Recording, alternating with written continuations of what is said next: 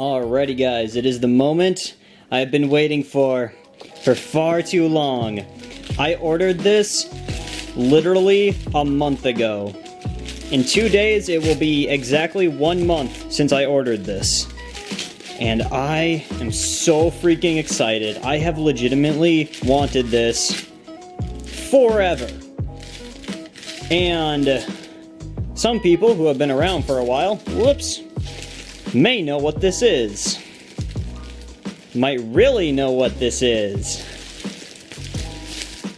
On the first video that I ever made about my Chinese X78 board, I saw this and said, alright, this is my next project. Say hello to the X79 Green. Built-in I/O shield, built-in active cooling on the VRMs, quad channel memory, 2 M.2 slots. Oh, I cannot freaking wait to get this thing into a build.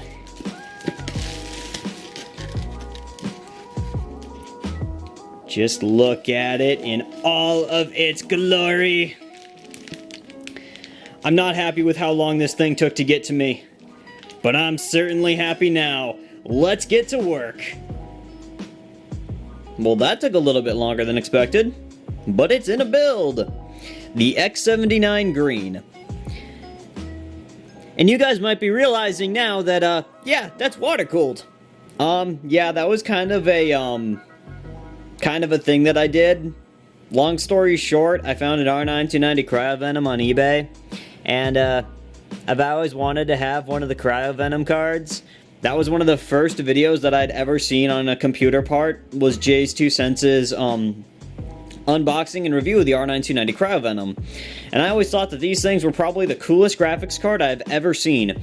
And so when I saw one come up on eBay for bidding, I straight snatched it up. And that's why I decided to do a full water cooling loop. Simply based upon the fact that I really wanted to take full advantage of it. Here, let me actually change the color so you can see it a little bit better.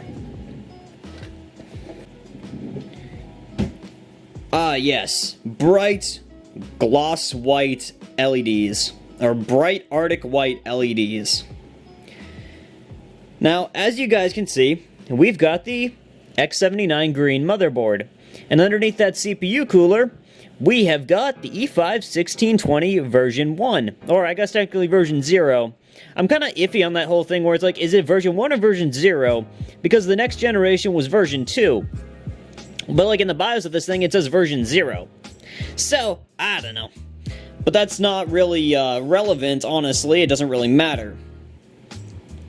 What really matters is how much nicer this board actually is compared to the El Cheapo. Now, the cheapest Chinese motherboard or the cheapest Chinese X79 motherboard that you can get for about $40. That thing only has dual channel memory though, and it's really kinda junky. This thing is not that way. This thing actually has full quad channel memory. It's got a NVMe M.2 slot and a SATA 3 M.2 slot. It's also got built-in USB 3, front panel USB 3, USB 3 on the rear, USB 2, and pretty much all the bells and whistles you should come to expect from one of these nicer Chinese motherboards.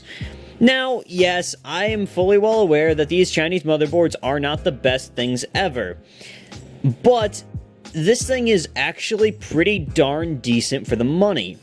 Now, for $100, I know that might seem like a lot of money for a Chinese motherboard, but for $100, you're getting active cooling on the VRMs, you're getting a built-in I/O shield, you're getting just a lot of benefits that this motherboard has, and there's just a lot of tech behind this motherboard that I was actually kind of surprised about.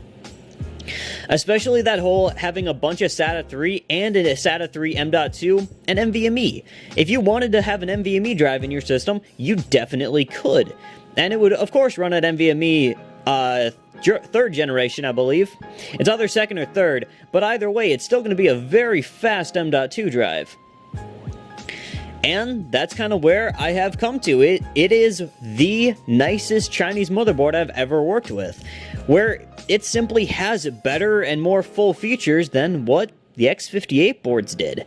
And that's not a knock against the X58 boards, it's just simply that X58 does not really have a lot of built-in features compared to X79. Going from, what is it, Salem, or, I forget exactly what the architecture name was, but going from X58 to X79, going from 1st gen to 2nd gen, really did change the entire landscape of the PC. Going from having a memory controller on your North Bridge to having the memory controller integrated into the CPU. Which is going to have another benefit. As you can see there, I've got those 4 sticks of the HyperX RAM. Well, it's not actually HyperX RAM. It is my ECC DDR3 registered memory 16GB DIMMs. This motherboard actually registers it as quad channel 64GB, which literally is insane.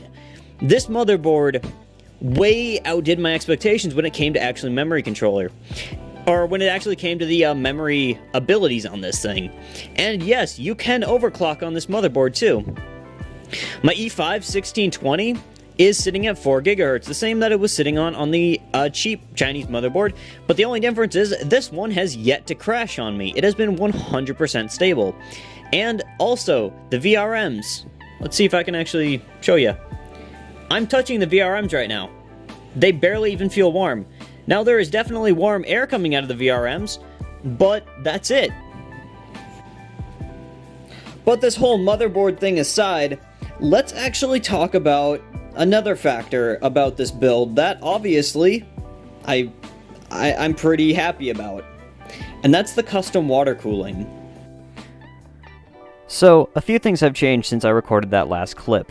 I have actually gone back and pushed the overclock on the CPU up to 4.1 GHz, and it's totally stable, which I'm very, very pleased about.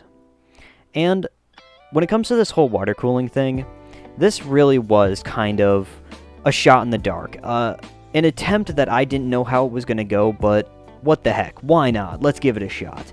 And that was the whole mentality that I took when building this PC. Now, my first attempt with the absolute utter failure of the reservoir, luckily the only thing that was honestly bad was the reservoir. The CPU block, the GPU, and the radiator were all good, including my pump. I just had to get a new reservoir, so once I got a reservoir, I screwed my pump onto it, and bada bing, bada boom, Bob's your uncle. And now I have a full custom water-cooled PC. Now, this is not the CPU that's going to be in here long term. I have a new CPU coming, which I'm actually very excited about. It is the E5-1650 V2. I was really debating on whether or not I should pick up a 1680 V2 and have the poor man's i9-9900K, but I decided against it because, well, that CPU sells for like a whopping $170. Which I can easily afford, but at the end of the day, it's like, the E5-1650 V2 will give me higher single-core performance, and probably in the ballpark of the same multi-core performance, for literally half the price. No, for less than half the price. I picked up my E5-16, or my 1650 V2 for, I think it was $70, so $100 less than what I would have spent if I would have gone with the 1680 V2, which, as cool as that thing would be, and maybe I'll end up picking one up in the future, but as cool as that would be, it's just not practical. You're only losing 2 cores and 4 threads, and when it comes to actual gaming applications, the 6 core will do you just fine, and being you'll be able to overclock the 6 core probably higher, it will just lead to a better overall gaming experience. But I digress. Guys, I built this water-cooled PC because I wanted to, because I felt like it was time for me to really get my hands, all puns intended here, get my hands wet when it came to water cooling. And I completed it. I achieved my goal. Also, something that was kind of pointed out to me by myself, I forgot that I already have an R9 290X, which is on a reference PCB. It's an MSI R9 290X, and it doesn't have a cooler on it. I bought it without a cooler on it, and I totally forgot that I even had it. It was literally sitting in the back of my closet. I'm going to try and drop my Cryovenom EK water block on it. Now, technically, it's no longer going to be a Cryovenom graphics card anymore, because it's going to have a different PCB in it, but whatever. Or it's going to have a different GPU in it, but whatever. Let's have some fun with it. Guys, this is probably the future of my computing. This is probably going to be the future of the channel, too. As much fun as I had with X58, and as honestly as great as X58 really is, I am moving past it because I am most likely going to be moving through X79, testing out a whole bunch of X79 CPUs, and then probably heading to X99. Now that I'm in a position where I can really have the, well, financial freedom to mess around with these kind of hardware configurations, I'm genuinely excited to try out new things. And I don't know exactly where it's going to lead or how exactly it's going to go, but I think it'll be a really fun journey. And I really hope you guys subscribe and stick around with me for this journey. By the way, we just hit 50 subscribers, which is absolutely insane. Guys, I never thought that I was going to hit 50 subs. I never thought that I was going to hit 40. I never thought that I was going to hit 25. I thought maybe 2 or 3 people might subscribe to my channel, but it's actually grown into a decent community, and I'm happy about that. And I hope that I can keep creating content worth watching. Now, the last video that I did, which was kind of like a more in-depth look at the CPU, the E5-1620, was not exactly my best work. I kind of did that one out of, like, feeling necessity to it. This, I hope, is going to be a little bit better quality, back to my more original stuff, but, yeah. But thank you very much for watching, you guys. I hope you enjoyed taking a little look at my new water-cooled experiment. And, yeah. Thank you. Peace out. See you later.